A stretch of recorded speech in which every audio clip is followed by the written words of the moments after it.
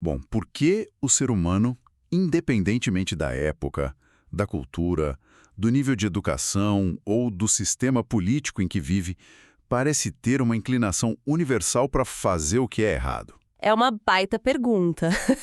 Pois é. Mas antes de mergulharmos nessa questão, para quem nos acompanha nesta imersão de hoje, eu gostaria de desejar que a graça e a bênção de Deus estejam sobre o dia de todos os ouvintes. Amém. Hoje, na nossa análise, se volta para uma obra simplesmente monumental, o livro Teologia Sistemática, do renomado autor Louis Berkhof. Um clássico absoluto. Sem dúvida. E o nosso foco hoje será inteiramente dedicado a um dos capítulos mais densos e, eu diria, provocativos desse trabalho, que é o capítulo intitulado A Transmissão do Pecado. Olha, o desafio que Berkhof assume nesse capítulo é monumental, sabe? Ele não tá ali apenas observando que o mundo é imperfeito, tipo, as coisas dão errado. A missão dele aqui é realmente mapear a anatomia da nossa própria falibilidade. O livro busca construir uma arquitetura lógica superestruturada para tentar explicar como a humanidade inteira compartilha um diagnóstico tão sombrio. Sim, e como diferentes pensadores tentaram conectar isso, né? Exato. Como pensadores ao longo de séculos tentaram conectar essa universalidade do mal, essa coisa que todo mundo faz de errado, à figura histórica de Adão. Certo, vamos desempacotar isso. Para iniciar essa investigação, a primeira etapa lógica que o autor propõe é confirmar a existência da doença em si, certo? Isso. Porque, assim, antes de tentarmos encontrar o paciente zero, a gente precisa provar que estamos lidando com uma condição que afeta absolutamente todos os seres humanos. Sem exceção. E a abordagem de Berkhof, para provar isso, me chamou muita atenção. Porque, ele não abre o argumento citando versículos bíblicos logo de cara. A estratégia dele é genial. Ele constrói uma espécie de tribunal com múltiplas testemunhas. Ele convoca a história das religiões e a história da filosofia para depor contra a natureza humana. Uau! Ao analisar a antiguidade, por exemplo, ele aponta para a profunda angústia dos filósofos gregos clássicos. E veja bem, esses pensadores, desprovidos de qualquer revelação judaico-cristã, já lutavam quase desesperadamente para tentar resolver o problema do mal moral. É verdade. Eles observavam a sociedade e reconheciam que havia algo, fundamentalmente quebrado. Uma tragédia inerente à condição humana, que a razão pura simplesmente não conseguia consertar. E quando ele passa da filosofia para as religiões pagãs antigas, a imagem que o livro pinta é muito visceral. Nossa, sim. Ele descreve, altares cheirando a sangue de sacrifícios, muitas vezes sacrifícios humanos, sacrifícios de filhos queridos. E o ponto que ele quer provar não é o ritual bizarro em si, mas o terror psicológico por trás de tudo isso. Exatamente. É a necessidade absoluta que esses povos tinham de tentar aplacar divindades que eles acreditavam estar ofendidas. Esse sentimento de condenação... Que é universal. Sim, essa percepção de que nós devemos algo que não podemos pagar. Isso parece ser uma linguagem humana universal. E é aí que entra uma crítica fascinante que surge no século XVIII. Durante o Iluminismo, floresceu o que o Berkhof classifica como um otimismo superficial. A ideia da folha em branco. Isso, filósofos começaram a defender a ideia de que o ser humano nasce purinho, inerentemente bom, e que é apenas a sociedade que o corrompe ao longo do caminho. Uma visão bem romântica. Demais. E Berkhof resgata a crítica contundente de Immanuel Kant a essa insensatez.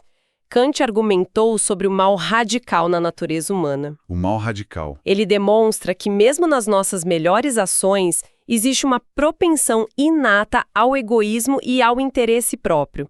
A ideia de uma humanidade puramente boa ignorava a realidade estrutural da nossa vontade. E o alerta do livro é que muitos teólogos modernistas acabaram comprando essa ilusão iluminista, não é? Compraram totalmente. abandonando a gravidade do pecado em troca de uma visão que a própria história humana, com todas as suas guerras, atrocidades, refuta diariamente. Bom, depois de desmantelar esse otimismo e estabelecer um consenso histórico e filosófico sobre a nossa condição, a análise foca na visão bíblica, que é aonde a lente se ajusta com uma precisão cirúrgica. Sem dúvida. A Bíblia trata o pecado não como um tropeço ou um acidente de percurso, tipo, escorreguei. Ela trata como uma herança. Aham. O texto cita a carta aos Efésios, capítulo 2, versículo 3, e destaca a frase, por natureza, filhos da ira. E a palavra crucial aqui é natureza. Não se trata de um comportamento que a gente adquire por convivência, mas de uma condição original. E para provar que é uma condição inata, o Berkhoff traz o argumento da mortalidade infantil, que é um ponto de parada obrigatório para qualquer um que estude o tema. Fala um pouco mais sobre essa lógica teológica que ele apresenta. É muito amarrada, sabe? A premissa bíblica é que a morte é a consequência direta do pecado. Então, se a morte atinge crianças antes mesmo que elas desenvolvam qualquer capacidade de discernimento moral, Antes que possam fazer escolhas conscientes. isso antes de imitarem o comportamento de adultos, isso prova de forma irrefutável que a causa da morte já está presente nelas. O efeito da morte exige a presença da causa, que é o pecado. Caramba. Isso simplesmente destrói a ideia de que o mal é apenas uma questão de mau exemplo. Pensando em como traduzir isso para a nossa realidade digital, assim, mais moderna. Imagina só a humanidade como uma gigantesca rede de computadores conectados globalmente. Adoro essa analogia. O que o texto defende é que todas as máquinas, sem exceção, apresentam uma falha crítica de software, um glitch severo, logo no momento em que saem da fábrica. Já vem com defeito. Exato. Mas aí se um cético dissesse, mas essa falha não poderia ser apenas um vírus que os computadores pegam uns dos outros por estarem conectados na mesma rede, ou seja, puro mau exemplo. O que é fascinante aqui é que a resposta estaria exatamente na mortalidade infantil. Pensa num computador que acabou de ser ligado. Ele não teve tempo de interagir com a rede ou baixar nenhum arquivo corrompido e ainda assim apresenta falha e trava. Ou seja, o vírus não é transmitido pela rede. De jeito nenhum, ele já vem codificado no hardware. A máquina é fabricada com a falha intrínseca. Essa analogia capta perfeitamente a tensão histórica desse debate. E se o defeito está no próprio hardware, a teologia foi forçada a investigar quem projetou esse sistema e como essa falha foi parar no código-fonte de bilhões de indivíduos. A história do pensamento cristão é, em grande parte, a busca por essa resposta. O debate sobre como a falha do primeiro homem, Adão, se transmitiu para toda a humanidade é onde as mentes mais brilhantes da história colidiram. O que nos leva ao passeio cronológico que Berkhoff faz sobre essas tentativas de explicação. E olha, as primeiras teorias parecem roteiros de ficção científica. Totalmente. Orígenes, um dos primeiros pensadores cristãos, tentou resolver o problema da nossa culpa inata, sugerindo que nós pecamos num estado pré-temporal. É uma viagem. Muita viagem. A ideia era que as almas humanas existiam antes mesmo da criação do tempo e do espaço, cometeram alguma infração cósmica lá atrás e foram enviadas para corpos físicos na Terra já em estado de condenação. A influência da filosofia de Platão sobre origens é inegável nessa teoria. Platão acreditava muito na preexistência das almas.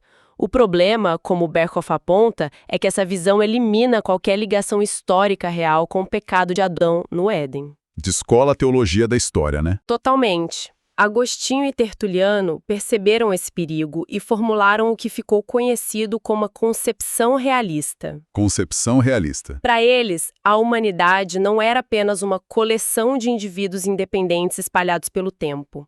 Eles defendiam que toda a raça humana estava contida de forma potencial e numérica dentro de Adão. Ou seja, quando ele pecou, a própria natureza humana pecou com ele. Isso.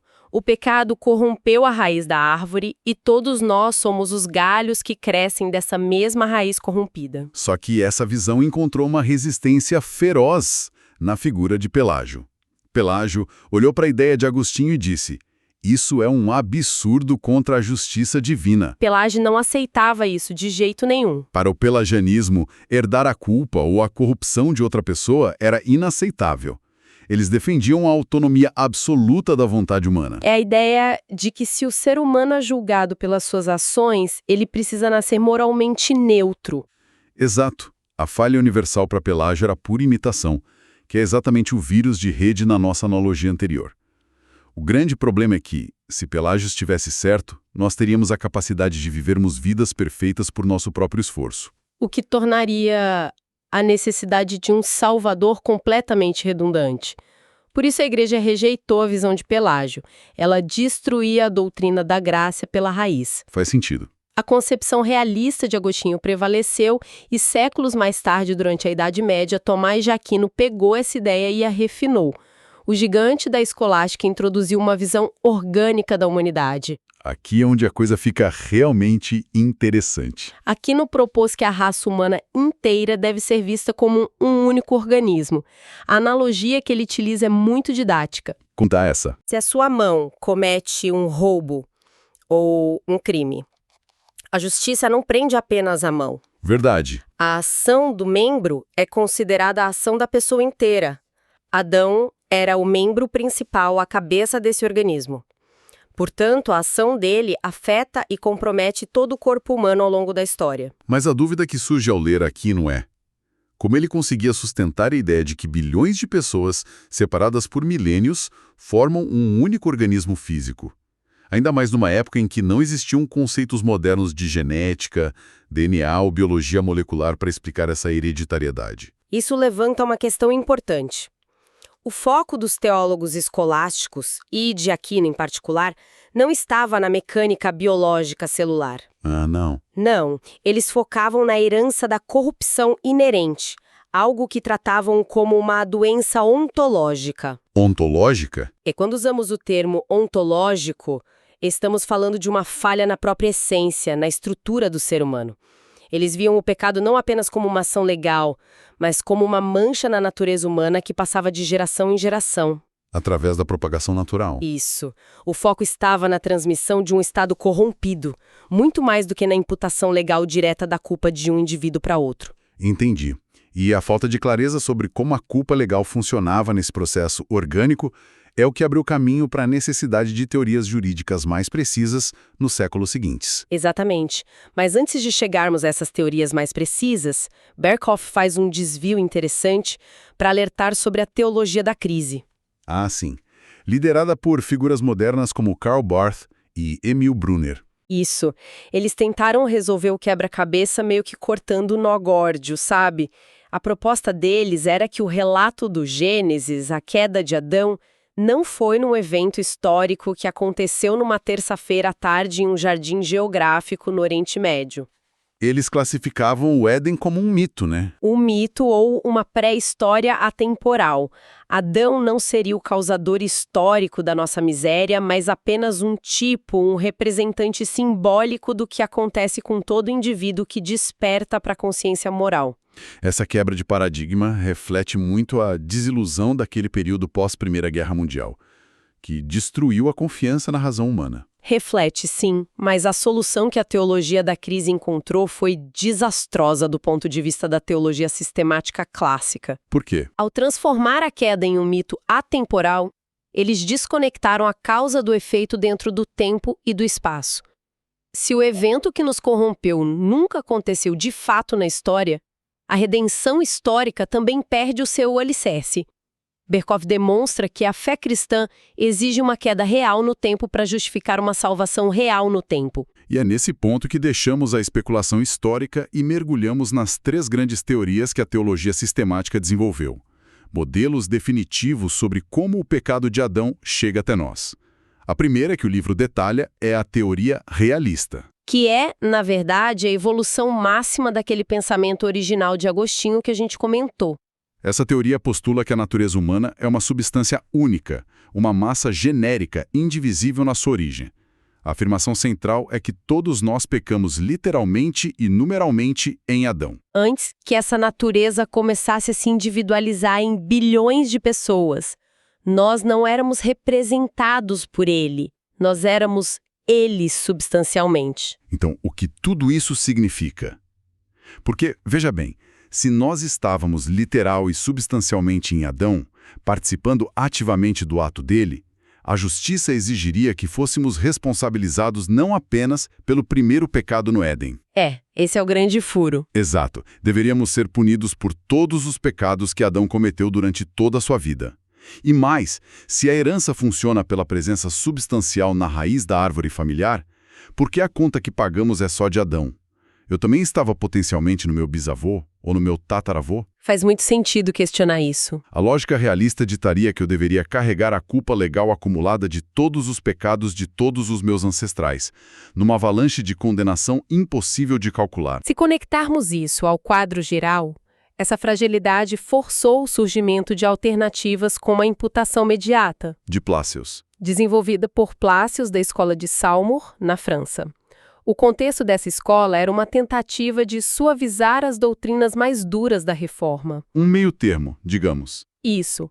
A imputação imediata argumentou que Deus não nos considera culpados diretamente pelo ato de Adão. O mecanismo, segundo ele, é que nós herdamos a natureza corrompida de Adão pela via da reprodução biológica. Nós nascemos com essa inclinação para o mal, Certo. e apenas porque nascemos corruptos, Deus olha para nós e nos considera culpados. A nossa condição legal de culpa seria mediada e baseada na nossa condição moral corrompida. Olha, à primeira vista, parece uma tentativa nobre de defender a justiça de Deus. Mas Berkoff desmonta essa teoria mostrando que ela cria um raciocínio circular inescapável. Totalmente circular. Com a qual nascemos já é considerada pelas Escrituras como a própria punição, o castigo decorrente do pecado original. O nó lógico é o seguinte: uma coisa não pode ser mediada por suas próprias consequências. Exato. Se a corrupção é o castigo pelo pecado, como a justiça divina pode usar o castigo como a base legal para aplicar a culpa? É como prender alguém porque essa pessoa está usando um uniforme de presidiário, sem nunca explicar o crime que a levou a vestir o uniforme em primeiro lugar. Perfeito. O desmoronamento lógico da imputação imediata abre espaço para a terceira via, que representa o verdadeiro clímax dogmático do capítulo de Berkoff. A doutrina da aliança das obras. Ou teologia federal. A genialidade desse modelo é que ele distingue a nossa relação natural, biológica, da nossa relação legal com Adão. Legal no sentido jurídico. Isso. Adão não era apenas o nosso pai genético. Ele foi instituído por Deus como chefe representativo, o cabeça de uma aliança legal. O termo federal vem do latim feudus, que significa pacto ou aliança. Voltando para a nossa analogia dos computadores, é como se Adão fosse o desenvolvedor líder que assinou os termos de serviço e o acordo de licenciamento em nome de todos os usuários futuros da rede. Exatamente isso. A aliança das obras possuía regras contratuais muito claras. Havia um elemento de representação, onde ele agia como um embaixador em nome de toda a posteridade. Um período fixo de prova, que era o teste de obediência em relação à árvore do conhecimento. E uma cláusula legal. Sim, atrelada ao teste. A promessa de vida eterna confirmada em caso de aprovação ou a punição da morte em caso de falha. Quando Adão falhou nesse teste específico, sua culpa pelo primeiro pecado foi diretamente imputada, ou seja, creditada juridicamente na conta de todos aqueles que ele representava no contrato. E é aqui que a teologia da aliança resolve as pontas soltas que as outras teorias deixaram. Aquela questão sobre por que não pagamos pelos pecados que Adão cometeu na terça-feira seguinte após ser expulso do jardim? Isso. Por que não? É respondida de forma cristalina. Adão agiu como nosso representante legal, o nosso cabeça federal, apenas e exclusivamente durante aquele período de prova sob a aliança das obras. Ah, entendi. Uma vez que o teste foi falho e a aliança foi quebrada, o período de representação se encerrou. Ele deixou de atuar como um embaixador legal. Os pecados que ele cometeu depois da expulsão do Éden foram apenas pecados pessoais dele. Exato. Ele continuou sendo o pai biológico da humanidade, mas não operava mais como o procurador jurídico da raça. A teologia federal constrói um arranjo jurídico impecável. E existe um último detalhe, talvez o mais sublime de toda essa doutrina estruturada por Berkhof, que é a forma como a aliança das obras resolve o problema da pessoa de Jesus Cristo. Nossa, essa parte é incrível. Porque se a teoria realista estivesse correta e a contaminação fosse puramente uma herança física da substância humana, a encarnação do Verbo em um corpo humano teria inevitavelmente herdado a culpa. Mas a teologia da aliança das obras funciona como um escudo teológico para proteger a impecabilidade de Cristo. Como assim? Como esse modelo baseia a transmissão da culpa na representação legal e não apenas na geração biológica ordinária, a exceção se torna perfeitamente lógica. Cristo não teve um pai humano terreno. Certo. Ele não foi gerado pela via ordinária da reprodução natural que descende de Adão. Consequentemente, ele nunca esteve sob a representação federal de Adão. Cristo não fazia parte daquela aliança das obras assinado no Éden. A culpa não lhe foi imputada porque ele entrou no tecido da história humana operando completamente fora da jurisdição falida do primeiro homem. É uma precisão estrutural impressionante. É fascinante observar as engrenagens dessa máquina teológica rodando. O que a gente percebe ao chegar ao fim dessa argumentação é que o livro Teologia Sistemática de Louis Berkhof não se contenta em apenas descrever a dor do mundo. Nem aceitar o mal como um mistério insondável. De jeito nenhum. Ele constrói uma arquitetura legal, histórica e moral para explicar o inominável. O autor consegue equilibrar os dois pesos vitais desse debate: a nossa corrupção inerente, que é a falha ontológica na nossa vontade, e a nossa culpa legal, estabelecida através de uma representação pactual. A tragédia humana não é um acidente, né? É o resultado de um contrato quebrado pelo nosso primeiro representante. As diferentes vozes e teorias que analisamos hoje revelam o nível de profundidade que a mente humana precisou alcançar para tentar entender a sua própria miséria. A compreensão de que a nossa condição decorre de uma estrutura pactual legal muda completamente a forma como enxergamos a nossa necessidade de redenção. Muda tudo. Não se trata apenas de tentar ser uma pessoa melhor ou corrigir comportamentos pontuais. Trata-se de precisar que a nossa situação jurídica perante o Tribunal do Universo seja resolvida por alguém que tenha capacidade de fazê-lo. Fica aqui uma pulga atrás da orelha para quem nos ouve. Um pensamento lógico para reflexão. Qual? Se a ruína legal da humanidade e a consequente corrupção da nossa natureza foram seladas pela falha de um único representante que tomou uma decisão desastrosa em nosso nome durante um período de teste, Sim. a própria estrutura do problema sugere qual seria a única solução viável. Uau! A única maneira de reverter uma condição irremediável seria se um novo representante legal entrasse na história humana e passasse no teste de obediência perfeita em nosso lugar. A cura precisa espelhar a estrutura da doença. Exatamente. E fiquem atentos, pois teremos um novo episódio desse mesmo livro, onde continuaremos a explorar esses temas profundos e descobrir como essa teologia sistemática amarra as pontas soltas da nossa existência. Agradeço a companhia ao longo desta reflexão. Deus abençoe todos os ouvintes.